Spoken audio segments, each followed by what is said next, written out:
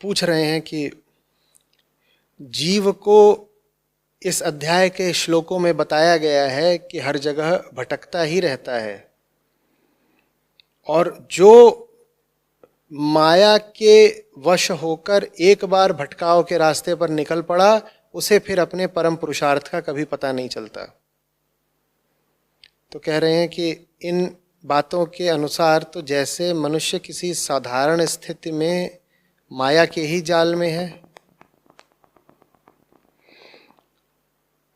और ऋषि भरत तो निर्देश दे रहे हैं राजा को कि तुम तुरंत बदलो। तो फिर हम शुरुआत कहाँ से करें कि भटकावों से बच सकें, माया जाल से बच सकें और हम बदल सकें। शुरुआत वहीं से करो जहाँ से शुरुआत हुई थी। तुम फंसे कैसे थे? तुम फंसे थे लालच में। बस जहाँ से शुरुआत हुई थी उसी बिंदु को पकड़ लो, बच जाओगे। ये जो वणिक समूह है, व्यापारियों का दल, ये जंगल में घुसा ही क्यों था? लालच में कि यहाँ कुछ मिल जाएगा। इसी बात को लोक संस्कृति में, जमीनी अध्यात्म में ऐसे कह देते हैं कि कामनाएं ही जन्म लेती हैं। माने लालच ही जन्म लेता है। तुम इस दुनिया में फंसी इसीलिए गए क्योंकि तुम्हें लालच था। तुम्हें लालच था तो वो लालच ही माँ के गर्भ से पैदा हुआ है। अब वो जीवन भर लालच में ही बिताएगा। आंखें लालची हैं, वो बाहर देखेंगी कि क्या बढ़िया चीज़ है, दिख जाए। कान लालची हैं, वो सुनते रहते हैं कुछ बढ़िया चीज़ सुनाई दे जाए। हाथ पांव शरीर सब लालची, मन लालची, ये लगे रहते हैं कुछ बढ़िया हो जाए। हम सब उन्हीं व्यापारियों का समूह है जिनकी यहाँ चर्चा की गई है। ये शरीर ऊपर से लेकर नीचे तक ऐसे व्यापारियों का दल है जो लाभ कमाने की चेष्टा से इस संसार वन में भटक रहे हैं और भटक भटक के पिट रहे हैं। एक से एक दुर्गतियां हैं। उन सब का बड़ा सजीव चित्रण किया गया है श्लोकों में, पढ़ लीजिएगा। लगातार भटक रहे हैं, लगातार पिट रहे हैं, लेकिन पिटते पिटते पिटते बीच बीच में अचानक कुछ थोड़ा लाभ भी हो जाता है। और लाभ जो होता है वो होता काल्पनिक ही है। उदाहरण के लिए एक लाभ ये होता है कि सो रहे थे बढ़िया सपना आ गया। तो व्यापारी गण जब सुबह उठते हैं तो वो दोबारा स्फूर्ति से और ऊर्जा से भरे होते हैं कि बढ़िया सपना आया है, चलो चलो चलो।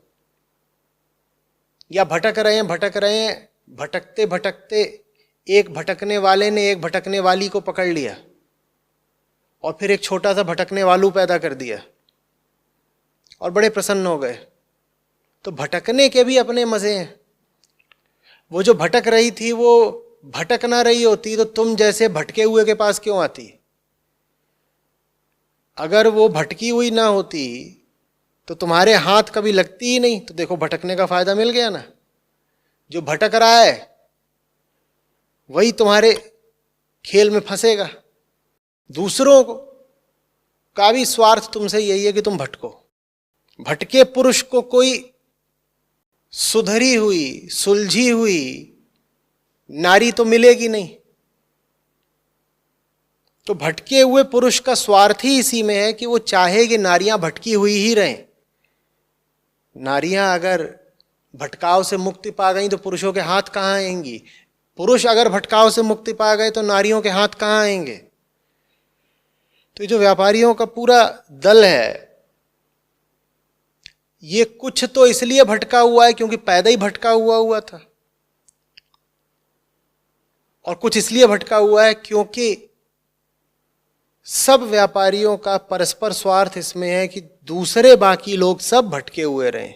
एक भटका हुआ आदमी, आपको क्या लगता है वो किसी गुरु की तलाश में रहता है जो उसे भटकाव से मुक्ति दिला दे? नहीं, उसकी पहली कामना ये रहती है कि उसे और भटके हुए लोग मिल जाएं।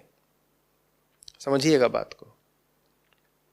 भटके हुए आदमी की कामना ये नहीं रहती कि उसे कोई मार्ग दिखाने वाला पथ प्रदर्शक मिल जाए जो रास्ता जानता हो। भटके हुए की पहली इच्छा, पहली प्रवृत्ति ये होती है कि उसे और लोग मिल जाएं उसी के जैसे जो भटके हुए हो, क्योंकि उसका स्वार्थ ही उन्हीं से निकलेगा। ये बड़ी अजीब बात है। यही तो माया है कि जो भटका हुआ है उसे मांगना चाहिए कोई ऐसा जो राह जानता हो, लेकिन जो भटका हुआ है वो सबसे ज्यादा दूरी उसी से बनाता है जो राह जानता है। अपने जीवन को अभी परख लीजिएगा। और भटके हुए को सबसे ज्यादा आनंद किसके पास आता है? और भटके हुए लोगों के साथ। उन्हीं के साथ अपना मस्त मगन रहेगा। तो पूछ रहे हैं कि शुरुआत कहां से करें कि भटकाव से बचें। मैंने कहा शुरुआत वहीं से करनी है जहां से शुरुआत हुई थी। अपने लालच, अपने स्वार्थ से शुरुआत करो। यूं ही नहीं फंसे हुए हो। ये जो 6 लुटेरे हैं जंगल में, ये षड रिपु हैं, और इन षड रिपुओं की जो अम्मा है उसका नाम कामना है। देख लो क्या चाहते हो, किसे चाहते हो। जिसको तुम चाहते हो वही जंगल है तुम्हारा, उसी के कारण जंगल है, तो वही जंगल हुआ ना। यूं ही थोड़े ही फंसे हुए हो। और जंगल अगर बहुत अनाकर्षक लग रहा होता, बड़ा विभत्स लग रहा होता, तो कुछ भी प्रयत्न करके तुम उससे बाहर आ गए होते। जंगल विभत्स अनाकर्षक नहीं लग रहा है। जंगल में कहीं ना कहीं कुछ कशिश है, कुछ खिंचाव है, कुछ आकर्षण है। तो उन्हीं से बचना है जिनके प्रति तुम में आकर्षण है। और दूसरों की बात बाद में, सबसे पहले अपनी बात। सबसे ज्यादा आकर्षण तो हमें अपने आप से है ना। देखते नहीं हो जब कंघा करते हो तो आईने में कैसे अपनी शक्ल देखते हो। चुम्मी दे दिया करो खुद को। सबसे बड़े फैन तो तुम अपने खुद ही हो। सबसे ज्यादा अपने आप से बचो। तुम औरों को भी चाहते हो तो अपनी खातिर चाहते हो ना। तुम्हारे सबसे ज्यादा तुम किसके शुभेच्छु हो? अपने। तुम कहते हो मुझे बहुत खूबसूरत चीज चाहिए, बहुत ऊंची चीज चाहिए। तुम्हें ऊंची से ऊंची चीज किसके लिए चाहिए? अपने लिए। माने तुम ऊंची से ऊंची चीज से भी ऊंचा किसको समझते हो? अपना आकर्षण तुम्हें बहुत ज्यादा है। सबसे पहले स्वयं से थोड़ी अनासक्ति होनी चाहिए। स्वयं के प्रति एक वैराग्य होना चाहिए, जुगुप्सा होनी चाहिए। स्वयं के प्रति घृणा नहीं तो कम से कम वितृष्णा होनी चाहिए। अपने आप को देख के ये ना कहा करो आहा हा क्या बात है, मैं ही तो हूं सरताज सिकंदर। औरों को ना पता हो तुम्हारे कर्मों कांडों का, तुम्हें तो पता है ना। और कोई तुम्हारे बारे में धोखे में रह जाए तो रह जाए, तुम अपने बारे में कैसे धोखे में हो? तुम नहीं जानते अपनी हैसियत, तुम अपनी हरकतें नहीं जानते, तुम अपने विचार नहीं जानते, तुम नहीं जानते तुम कितने पानी में हो। दूसरा कोई तुमसे आकर के कह दे कि तुम बड़े अच्छे आदमी हो, उसको माफ किया जा सकता है। तुम अपने बारे में कैसे कह देते हो कि मैं बड़ा अच्छा, बड़ा ऊंचा आदमी हूं?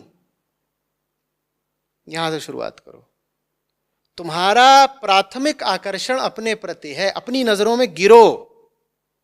तुम इस लायक नहीं हो कि अपनी नजरों में बहुत ऊंचे बन के घूमो, बड़ा आत्मसम्मान दिखाओ।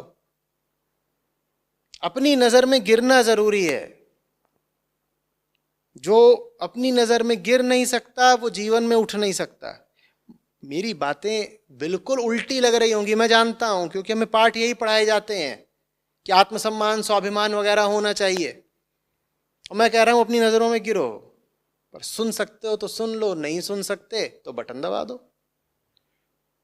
तुम्हारा रास्ता तुम्हारा, हमारा हमारा।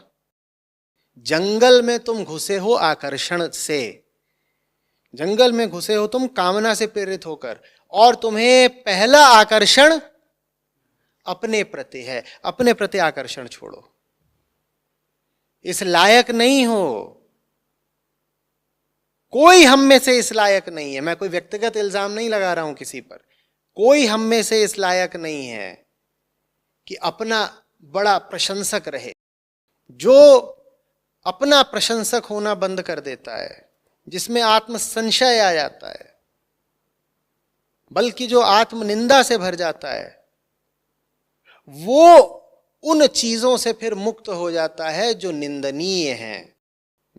इसीलिए तुम पाते हो कि आध्यात्मिक आदमी में, सच्चे आध्यात्मिक आदमी में एक अनूठी विनम्रता होती है। वो जानता है कि मौसम कौन कुटिल खलकामी, वो भली भांति जानता है कि वो बहुत नीचे का है। अहम ब्रह्मास्मि मत बोलने लग जाया करो। याद किया करो कबीर कुत्ता राम का, मुतिया मेरा नाम, गले राम की जेवरी, जित खींचे तित जाऊं। याद किया करो कि संतजन कह गए हैं कि हम पांव तले की घास हैं। वो नहीं कहते कि हम विशाल वटवृक्ष हैं।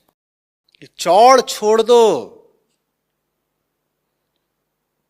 कुछ नहीं हो तुम, या तो खुद छोड़ दो, नहीं तो जिंदगी पीट पीट के छुड़वाती है। और ऐसा नहीं कि तुम ये बात जानते नहीं, तुम्हारा अभी तक का जीवन गवाही दे रहा है इस बात की कि जिंदगी ने तुम्हें पीटा ही है। अपनी हालत को देखो, अपने व्यक्तित्व को देखो, अपने मन को देखो। पर अजीब ढीठ हो, पिट पिट के भी बाज नहीं आते, बार बार पिटते हो और पिटने के लिए तैयार खड़े हो जाते हो। लो पीटो हमें, संभलते नहीं, सुधरते नहीं। अपने प्रति अनाकर्षण, अपने प्रति अनासक्ति, अपने व्यक्तित्व के प्रति, अपने अस्तित्व के प्रति एक संशय का भाव, प्रयोग और परीक्षण का भाव,